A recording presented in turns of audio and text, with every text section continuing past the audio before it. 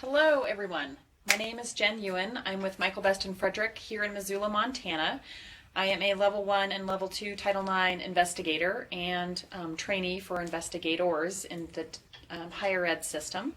And I want to just walk through some basics in regards to investigations and training so that you're aware of compliance with Vawa and Cleary, and then also some of the new administrative stuff that has come down in the Trump administration starting effective June 8th.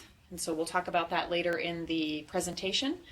But let's go ahead. Oh, and then questions. So we do have some folks back here monitoring questions. So if there's a question that comes through that's pretty relevant, they're going to stop me and we'll try to answer that question then. Also, at the end, I do leave time for questions. So feel free to ask those and I'll answer them hopefully as many as I can before the session ends. Okay, so supervision of the investigation process. So that typically is left up to the coordinators at each school. They're in charge of the notice of investigation, supervising all the investigators or investigator, and essentially kind of keeping track of all the records for that particular investigation. So the recommended trainings for investigators, and this is where we see if there's any litigation with the higher ed systems, sometimes they fall short in the training that's required for the investigators and the coordinators. And the investigator must have at least one substantive training a year. So out of the Sixth Circuit at the University of Cincinnati, they provided training for the victim, but not the due process rights of the accused. And so even though the court ruled against the accused in that case, it really noted that universities should be watching for training that includes due process rights of the accused as well. So those trainings should include case updates and legislative updates as well. Due process, obviously, if you've done investigations or if you're a coordinator, you know what this is. This is the set of rights-based protections that accompany disciplinary action by a college or university. It is not criminal in nature. It's not dictated by the state or federal court system. These are dictated by campus policies and procedures, which is why it's so important as an investigator. The first thing you do is actually go and look at that campus policy and know it inside and out. So a school's process should include, these are important things: the notice of charges and of the hearing, the right to present witnesses, and I've seen some cases where the investigator did not allow the parties involved to present witnesses, and that became a problem in their due process rights, and they were awarded damages. So Vawa reauthorization and updates to Cleary. So again, this Vawa was signed into law on March 7, 2013. Gender identity was added as a new hate crime, and then there were 3 crimes added to the annual security report, which is what each university is required to produce, which domestic violence, dating violence, and stalking. And again, retaliation is a large factor in these investigations as well. And this act clearly prohibits retaliation, and you want to make sure you have a retaliation policy when you're looking at doing those investigations and working with both parties. So victims should receive written information regarding the procedure. So what are the procedures if someone comes forward in terms of, domestic violence, sexual assault, stalking? What are the interim measures that are going to be taking?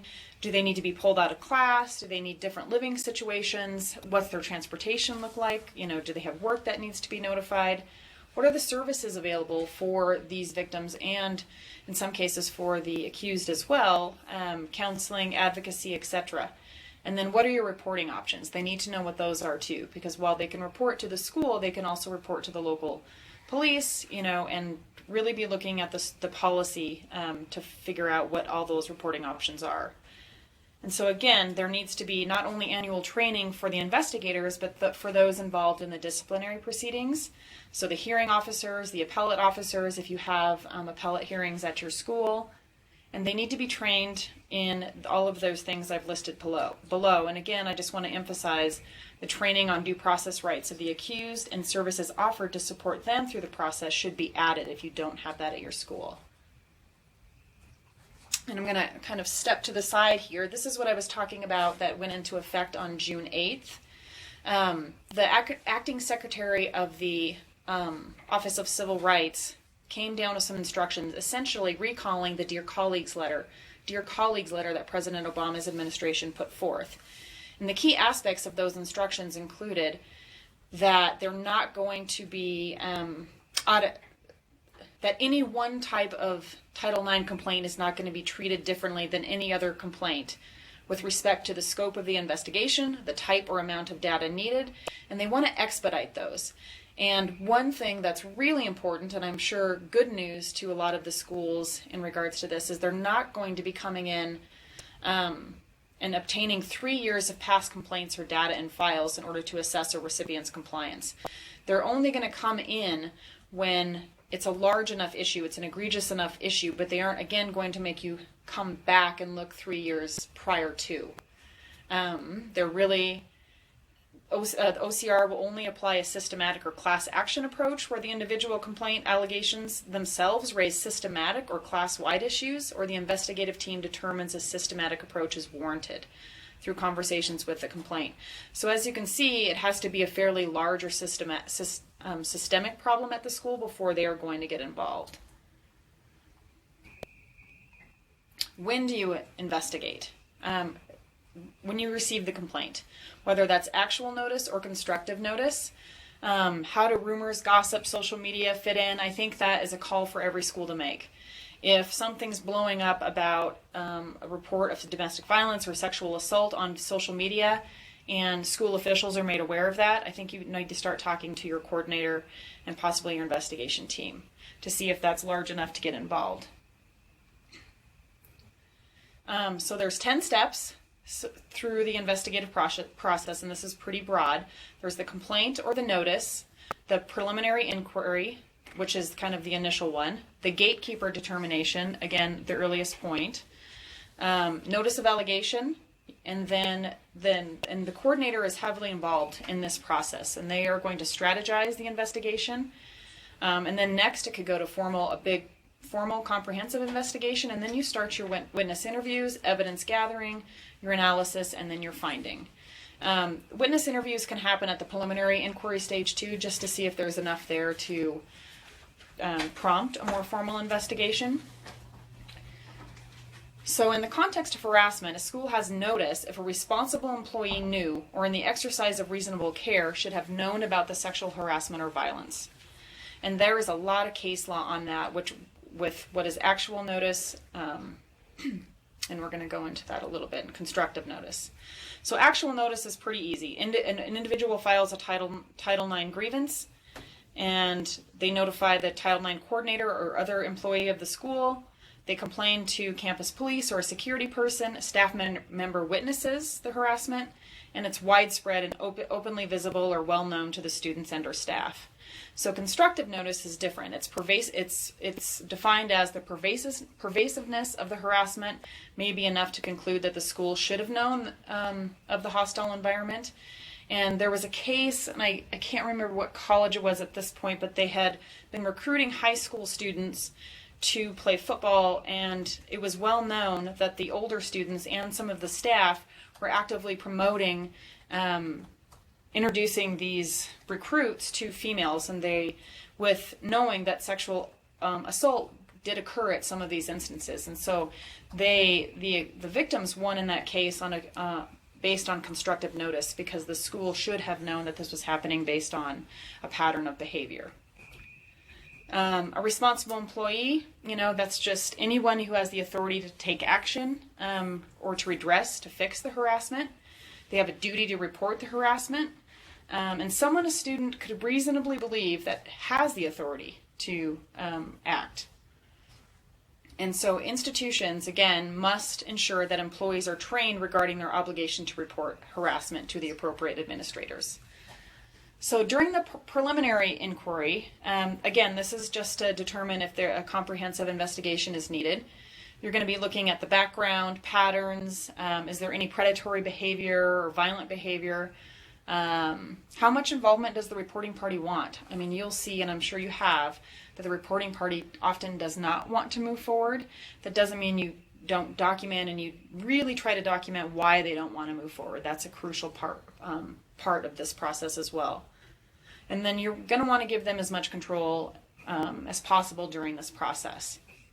So, establish a preliminary timeline for the investigation is helpful, and then investigate all the complaints to determine the extent of the harassment, the acuity of the threat it represents to students, and then what might be necessary to end it. And that's going to determine, if you're going to go into a full-blown one. This one looks... you need to be able to show, even at the preliminary stage, that a comprehensive civil rights investigation was completed and documented. So essentially, you need to cover your bases and kind of do that checklist, whether or not you're going to move forward or not, to decide whether you're going to make a formal investigation or actually close that because you didn't have enough information to move forward. So just make sure that's documented well, and that the coordinator of that investigation keeps all those records in a great place. So the reluctance to report, this is often overlooked, but the reasons involving investigation or hearing process should be addressed by the investigator. Those involving other issues should be addressed by the support person. It could be an advocate, things like that are provided by the school. A comprehensive investigation should not automatically involve the reporting party, as it may be conducted without that person's involvement if sufficient evidence allows. And if there's a safety concern for others on campus, things like that, you definitely want to move forward. And again, in red, document the reasons the reporting party is reluctant to report. So the reporting party should be notified that the process will still be available to them regardless of how long they wait, that the institution will support them in any way regarding housing, classes, etc., that if information is brought to attention of the institution that may involve a threat to the community, the school may be forced to proceed with an investigation, but the reporting party needs to be notified of that as well. Allegations. So prepare and deliver the notice of the investigation and possibly the notice of allegation on the basis of the initial inquiry. So notice of the investigation should be shared verbally and sent in writing to the responding party. Notice of allegation should also be shared with the reporting party. So notice and opportunity to cure an alleged violation of Title IX are required to sustain a private damages action. So the Second Circuit in a Columbia University case, just ruled in favor of the accused due to this issue. So I put the site up there, and if you wanted to jot that down, if you want to look at that case, that's a good one. So Pierre, University of Dayton, Pierre filed a complaint against the University of Dayton alleging they breached their contractual obligations, and this is a good one for the university, by failing to provide specialized training to its investigators, failing to adhere to contractual obligations, failing to adhere to contractual obligations relating to administrative responsibilities, and failing to adhere to contractual obligations regarding notice. And then essentially kind of walked through the investigative process and said they failed at every step. So, and this is a lot here, but essentially the complaint was filed. It was dealt with in a timely manner. 2 professors at the University School of Law were assigned as investigators, and both had gone through specialized training and had been certified by the Association of Title IX Administrators. And then the timeliness was excellent. It was done within the 30 days, or completed, within the 60 days. So the court concluded that there was no point in time during the investigation in which the plaintiff was unaware of the date on which the next step in the process was scheduled. So the responding party lost in that case. So the formal, more comprehensive investigation is to be commenced through a reliable, impartial, prompt, and fair investigation. Again, the rule of thumb is within 60 days. If there is a good reason to extend it beyond that, just make sure that that's in writing. Determine the strategy for the investigation. Outline your witnesses. When you speak to both the responding and the reporting party, make sure that you are essentially creating a tree underneath them and talking to all the people that may have been witnesses or that they spoke to about the incident after it occurred. So witness interviews, and here we have a suggested default order, and I like this. It's the reporting party, obviously, you want to talk to first. The reporting party's witnesses, neutral witnesses, And then you're going to start with the responding party's witnesses and then the responding party. Any additional witnesses identified by the responding party, and then you may have to go back several times because you may learn things as you're going through those interviews with those witnesses that force you to go back. And they should be interviewed as soon as possible. I know sometimes this happens on spring break or over Christmas break or summer vacation, but if you can even get them on the phone, that's helpful. Evidence gathering. Engage in the active accumulation of evidence. So make sure that that's timely. And if it's anything like a fluid or an object that, should be kept safely, that you shouldn't touch it. Make sure that you call law enforcement. They can come seal that up and make sure that it's handled properly. So if you run into that, there was a case in the southeast where a woman, her attacker put her into a dark room and videotaped the attack in the dark. It was a night vision camera. And when he assaulted her through the night, and when she got up the next morning he got up the next morning to shower, she was able to escape. And when she turned on the light, she grabbed the camera. When she saw she didn't realize it was in there. She grabbed it and ran out the door and held it at the Sexual Assault Recovery Center at her university, and they called law enforcement, had them come secure that piece of evidence. And that ended up being crucial to the case because they found that he was a serial rapist and he'd been bringing women from this campus area to this kind of room that he wasn't even living in. He was just renting it and using it for these purposes. So it was a pretty awful one. Jurisdiction. Make sure that in your investigative or in your Title IX policies that you have jurisdictional language. So because there's some expectation that you have jurisdiction over off-campus incidents as well. So at least the on-campus effects of the off-campus incident has to be apparent. So those jurisdictional limitations can be geographic or temporal. Geographic is it's right adjacent to the school, university housing, etc. Temporal jurisdiction describes periods of time which violations can be dealt with, and they're independent upon school policy, or they're dependent upon school policy. So, and another question that investigators get asked: when is a student a student? When they make an application, are they a student then? When they're admitted, probably yes. Registration, absolutely. Attendance, and what about when they're on breaks? And I think you need to define that in your Title IX policy. Does the school have control over the harasser and the context of the harassment? What about employees outside the scope of employment? So that's just another thing to be thinking at, is that do we have jurisdiction over them? Notifications. Notice has many phases, so notice of the investigation and or initial meeting needs to be mandatory and prompt. Post-case gatekeeper phase, again, that's notice of the allegation, that's the report.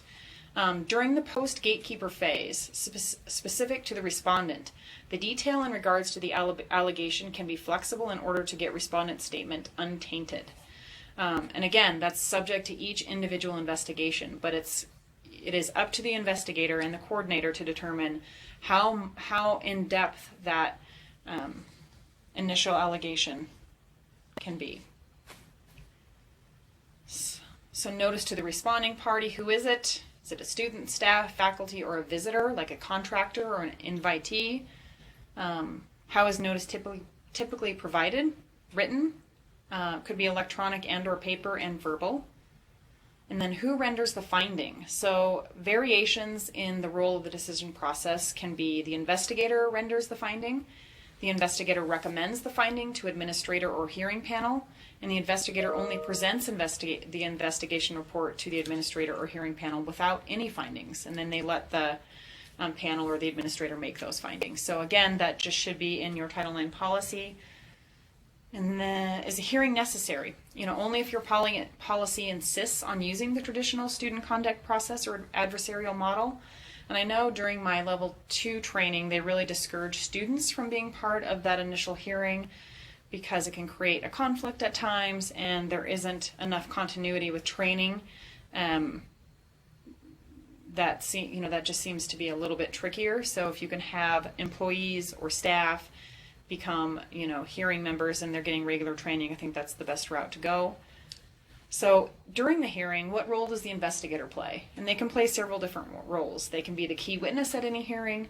The report can be admitted into evidence. Other witnesses can be called, or the investigator may summarize their summary instead. Some of the cases that I've read when both the responding party and the reporting party are not allowed to call witnesses, that has been problematic. It just depends on your policy. But the investigator's finding may be introduced, but is not binding on the hearing body. So the 60-day rule. Could it be less than 60 days? Of course. More? Yes, but you need to document why. And I think with this new rule that just became effective June 8th, they're really going to be looking for those investigations to be done speedily, but be careful because you don't want to go too fast either. You want to make sure they're thorough, and if they deserve more time than 60 days, I would say just make sure you document that and do that. So, oh yes, and then documenting those unavoidable delays. So if this happens right before Christmas break, and I know here at the University of Montana, Christmas break is about 30 days.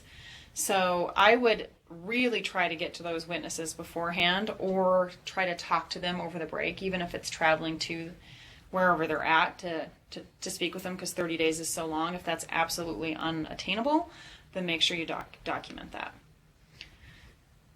And here's the ATIXA recommended timeline for the investigative process.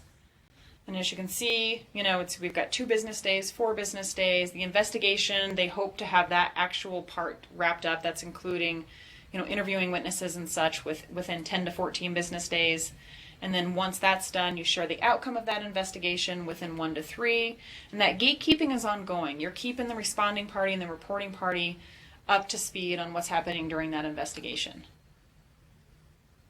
And I don't know if your schools have an appellate process or not, but once the request for appeal comes in, they need to make that request within 3 to 5 days typically, and final determination within 7 business days after that appeal. So establish the pre-ground interview rules. Who will attend that interview? Will it be just the investigator? Was the coordinator there? It's often helpful if you can, if your school has the resources, to have 2 investigators, one who's able to actually just communicate with the witness or the responding or reporting party, and the other just to take notes. It's very hard to take notes while you're talking to someone. It's often disruptive and it ruins the flow of that conversation. And so if you can have someone else in there, that's great. The advocate is not, the advocate can sit with the responding party or reporting party in the room, but they are not allowed to be part of the investigative process. So be careful with that. Attorneys, it just depends on your policy, but if someone wants to have an attorney sitting in there with them, they're not acting in an attorney role, and they're not supposed to be objecting or asking questions, but they're there to observe and their client. So that's, if that's in your policy, and if you allow that, that's great. Roommates, parents, again, that all boils down to the comfort level of the one being interviewed. And I would say use your best judgment if you feel like it's going to be disruptive, if a roommate or a parent is sitting in there, and if you don't feel like either the victim can't talk about what had happened in front of their parent, then, you might want to step in and ask the parent to leave. So sharing information with the parties and the witnesses during the investigation. Decide how much information you will share in advance of each interview, and have a rationale for what information will be shared and what will not be shared. And that's crucial because you'll get rolling, and if you don't have that predetermined ahead of time, you might sort of get into sticky water with giving too much or too little information during that interview. And again, something might come up that changes that, but just have a plan in your mind about how much you want to share ahead of time. And then again, only explore those facts that are relevant to the issue at hand. Start with broad questions and start narrowing those down. So it can be difficult for the responding party to respond effectively to broad-based or abstract allegations, and can diminish trust and hurt rapport building. So just be careful. So the 5 documents to create post-interview is the interview transcript in final form and to be verified by a witness. Future pointers document, which means you have a document that says, here's where I need to go next in my investigative process. There could be new witnesses, new evidence, future questions that you want to ask, and then you might have to go back and interview witnesses that you hadn't before. And then you also are allowed to write in your opinions and perceptions of the person you're interviewing, and so the DRIPS document, this is another one. What has the party shared and with whom? So essentially, again, it's like a little tree, what has the party that you're talking to shared and who have they shared it with? Those should be people you either talk to or reach out to. So again, each party should receive a copy of the policies alleged to have been violated, the procedures that will be used to resolve the complaint, and then obviously consider providing parties with your non-retaliation provision. And if you don't have one, make sure you get one and just provide both parties with that. The file should contain all policies and procedures currently applicable, and then the confidentiality of the process needs to be addressed too. So privacy of the parties, including the witnesses' names and the allegation, should be maintained to the greatest extent possible. Should you furnish the responding party with a copy of the report without redacting or summarizing? And what advice do we give a reporting party who wants to share his or her story? So if a reporting party requests that their name not be used, the school or the institution should take all reasonable steps to respond and investigate consistent with that request. So long as it doesn't prevent the school from effectively preventing the harassment or that other students or employees aren't in trouble. The school should explain to the reporting party that responsive action may be limited, and it cannot guarantee privacy if doing so would jeopardize the safety of the reporting party or others. So emphasize only that those who need to know will be informed, and then train those who will be involved in this on the confidentiality issues. FERPA, and I know this is a fun one for everyone. I think we could do a whole training just on FERPA issues. So, for example, the alleged harasser may have a right under FERPA to inspect and review portions of the complaint that directly relate to him or her. In that case, the school must redact the complainant's name and other identifying information before allowing the alleged harasser to inspect and review the sections of the complaint. Now, in some cases, such as those where the school is required to report the incident to local law enforcement, the school may not be able to maintain the complainant's confidentiality.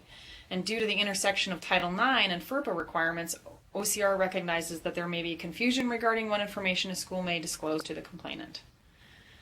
So FERPA generally prohibits the non-consensual disclosure of personally identifying information from a student's education record. However, in 2001, guidance to FERPA permits a school to disclose to the harassed student information about the sanction imposed upon a student. So this includes an order that the harasser stay away from the harassed student, or that the harasser is prohibited from attending school for a period of time or transferred to other classes or another residence hall. Disclosure of other information in the student's education record, including information about sanctions that do not relate to the harassed student, is a violation of FERPA. So parents, I know schools get a lot of calls from parents when one of these issues arise. When a student turns 18 or enters a post-secondary institution at any age, all rights afforded to parents under FERPA transfer to the student. However, FERPA also provides ways in which schools may share information with parents without the student's consent. And I've given 4 examples there. They may disclose education records to parents if the student is dependent on for income tax purposes. If the health and safety to parents, if a health or safety emergency involves their son or daughter, they may disclose. They may inform parents if the student who is under age 21 has violated any law or its policy concerning the use of possession of alcohol or a controlled substance. And a school official may generally share with a parent information that is based on that official's personal knowledge or observation of the student. So ask if there is a FERPA waiver in place, and call general counsel or of school if a parent calls in regards to requesting information. And then having an advisor also waives FERPA rights as well. That's for the student. Investigation records, smoking guns. Again, this is the file. So if there's any litigation that comes up following a Title IX investigation, they're going to be looking for the responding party's file, the reporting party's file, the investigation file, which includes the report, any personal case notes, and then the witness education records. So with the personal case notes, I would try to keep those out of the Title IX file. Those aren't considered shouldn't be considered part of that. And again, if you get a subpoena, call your general counsel, and then understanding the court process is going to be key as well. So prior acts as evidence. Previous conduct violations by the responding party are not generally admissible in due process proceedings. They are essential and legally required considerations in any civil rights investigations. So if there's a hearing or due process proceeding, they're not generally admissible, but they are essential when you're doing the investigation. So they must be considered as evidence of finding, not just of sanction. So previous good faith allegations, convictions, and campus findings must be considered. The entire continuum of violence may establish a pattern, and so you're going to want to note that. So for the sanctioning considerations, there are several options. You can consider the prior conduct. What have you done before in the same situation? You may consider the attitude of the responding party when you're looking at considerations. Are they remorseful? Are they cocky about it? Are they dismissive? Keeping in mind they should be educational. And then what are the best what best compensates for loss or injury to the school or persons? And are they compliant with laws and regulations? Example, Title IX. So these are some just common sanctions: probation, counseling, online education, parental notification, discretionary sanctions, school suspension, and then finally school expulsion, which is the harshest. Common employee sanctions, if there's a Title IX investigation or Title IX infraction, it could be a warning, probation, all the way up to termination. So these are kind of the most common sanctions that we see. And then the sanctioning and sexual misconduct cases. There must be a nexus or a relationship between the sanction and the discriminatory conduct which led to this sanction.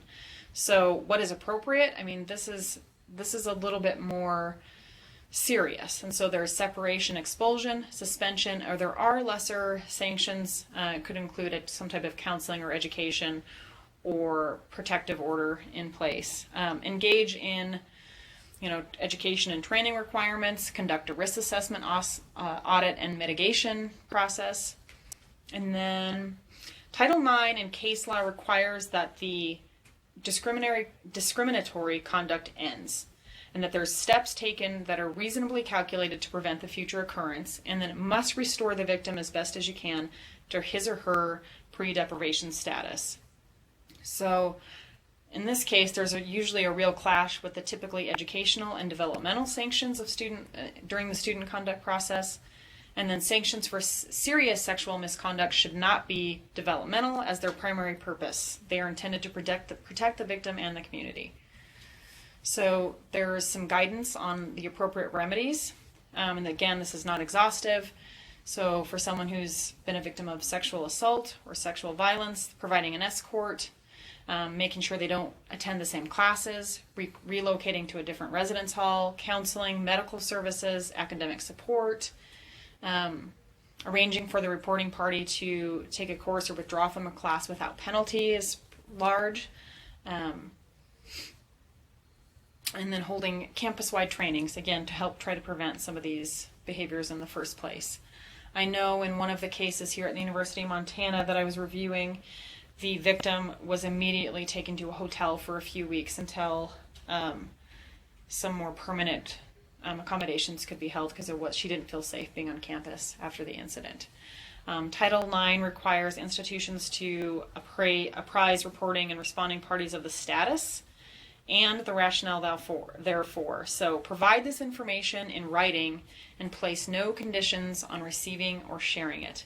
As much as you don't want them to share it, you can't always help that, and so you don't want to try to verbally limit that or put it in writing that they can't share the information. FERPA and the Cleary Act are considered the primary sources of legal provisions for the victim's notification and Cleary disclosure of sexual assault and outcomes and sanctions, and then FERPA cannot be construed to conflict with or prevent compliance with Title IX. So the appeals process, and I don't know how many of you have an appellate process, but it must be equitable. One level of appeal is typically the most common. There is a short window, again, 3 to 5 days to request that appeal. They have to have grounds for appeal. It just can't be they didn't like their decision. There has to be another reason. There was a violation of due process, possibly, or there was new evidence or new witness, and that has to warrant the appeal. And then there has to be great deference given to the original hearing authority as well, and sometimes that just gets remanded back down to be reheard. So evidence collection, and then when there's a concurrent criminal action. Give law enforcement evidence that is forensic in nature. What if law enforcement is the sole source of evidence collection and they won't release it to you? I mean, there's not much you can do. Try to form a good relationship with your local law enforcement from day one. So this kind of sharing of information can occur. Investigations, they have to go on. So you have to do it despite the fact that they may not be sharing that information with you. You might be doing 2 independent investigations, but if they won't share, then that's okay. I mean, it's unfortunate, but I would really encourage you taking your local law enforcement out for coffee or just trying to get to know them. Does it matter if they're local or campus law enforcement? No. What if there's a pending criminal or civil case? And again, institutions cannot wait for the conclusion of a criminal investigation or a civil case. They must take immediate steps to protect the student in the educational setting. So if criminal charges are pending and you are a public institution, respondent has a due process right to have an attorney present at the hearing. So again, that said, when the attorney goes to the hearing at the educational institution, they cannot object, they cannot interject, they don't interview the witnesses. That's not the same, but they can have him or her there present with them. Well, that's not true, unless the hearing procedure allows for that. So if your school's procedure allows for an attorney to come in and act like an attorney during that process, then that's the one exception there. So Title IX demands parity for complainant and respondent, so complainant would be entitled to have an attorney present as well. So again, it has to be equally weighed. The art of questioning. Learn the facts, establish the timeline, understand each party's perception. What are not the goals of questioning? Curiosity. I've watched a few interviews where the victim or the responding party was being interviewed, and the investigator starts saying, "Oh, well, what about this? And what about this?" And they're just asking out of curiosity, and really doesn't have anything to do with the investigation itself. And I would just say be careful of that. So engage in a matching process. Ask questions about the allegations and the evidence and the policy elements. So again, your policy will determine what is sexual harassment, what is sexual assault. So be asking questions that match up with what your policy states. And then again, drill down on timelines and details. Like one of the most important details to ask someone if they've been a victim or an alleged victim is what was going on in their mind as the act is occurring. It's easy to get focused on the act itself, but if you can capture some of those sensory details as you're going through those lines of questioning, warning them that this is not going to be easy, but that can be really helpful in understanding the trauma or what had happened to them. Avoid evaluative responses to a person's answers. "Oh, that's too bad. I'm glad you said that," or "that's great," or "that's bad." I mean, just avoid any kind of judgment questions. Don't moralize, don't victim blame. And I think that's kind of talking, assuming most of you kind of know that basic thing, but don't ask, why didn't you hit him? Why didn't you scream? What were you wearing? So as what I've learned in my training regarding trauma is that everybody's response to trauma can be quite different. Someone could be almost catatonic, they could be very talkative and seeming normal, they could be intermittently crying, and then they could be remembering the incident in bits and pieces. It won't even be necessarily linear in nature. And so oftentimes that's why it's not great to question them in the hours immediately following the instance, but letting them get some sleep, and for their body and their mind to kind of calm down and adjust is a more helpful time to interview them, because you might get a more linear answer. Not always, because trauma does weird things to how people remember the act itself. And then again, seek to clarify terms. If someone is saying, "We hooked up, we fooled around, we had a few drinks," don't just leave it at that. Dive into those and, what does hooking up mean to you? What does sex mean to you? What does fooled around mean? And how many drinks did you have? And what were they? Things like that. And so when you're interviewing the reporting party, right out of the gate, acknowledge the difficulty of the interview process and thank them for being there. Acknowledge they must have told it several times, explain why you're taking notes and asking them questions, provide a copy of your policies and procedures, and then ask them to share a complete account of what occurred. Have them give the full story without asking questions, then drill down on the details. Ask whom they spoke to and they told about the incident. There could be outcry witnesses and possible documentation such as blogs or journals or posts, things like that. Ask what the reporting party's motivation is for reporting and what that individual hopes to see as the result. That's important, but again, you have to ask that carefully. You can't ask it in a way that makes it seem like they have some sort of vindictive motive, but you just want to know why, why are you here today and why did you feel compelled to come report? So ask them how it's affected them emotionally and or physically. Has it changed their, how they're able to sit in class, eating, those kinds of sleeping. And let the reporting party know that what next steps will be taking and that you'll be in regular touch with them. Again, notifying them of their remedies and what their options are. And then the responding party, again, start off the same, acknowledge the difficulty of the situation, provide a copy, ask them to share the full account, and then drill down. Get detailed, just do not let a question go unanswered. Again, ask about witnesses and their side of things, and then discuss the counseling options if the individual is not already connected to counseling services, and then really discuss the non-retaliation and any intermediary steps such as no contact orders, housing moves, and those exclusions with the responding party. And then if interim suspension, action is employed, review the terms and provide a time frame for that. So you can't just say, well, you're suspended. They need to know for how long and in what capacity. And then encourage them to maintain the privacy of the investigation as well. So again, when you're interviewing witnesses, don't label the behavior as sexual misconduct or sexual harassment, but try to get them to describe the behavior and ascertain their relationship to the other parties in the case, ask questions, and address the need for, please, this is an important process. I need you to be completely truthful. Do ask for opinions in this. This isn't a court case, and so you can ask for that. Ask if either party spoke about the incident after it happened. Did the witness notice any change in behavior of either the reporting and the responding party? That's crucial. And ask if they've already been contacted by one of the parties before they were interviewed.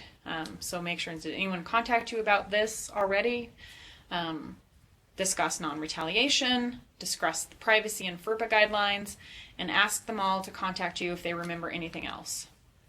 So that is it for I'm going to step off here. This is these are the offices we have across the country in the United States. We just opened our office in Missoula, which is great. There's 2 attorneys here.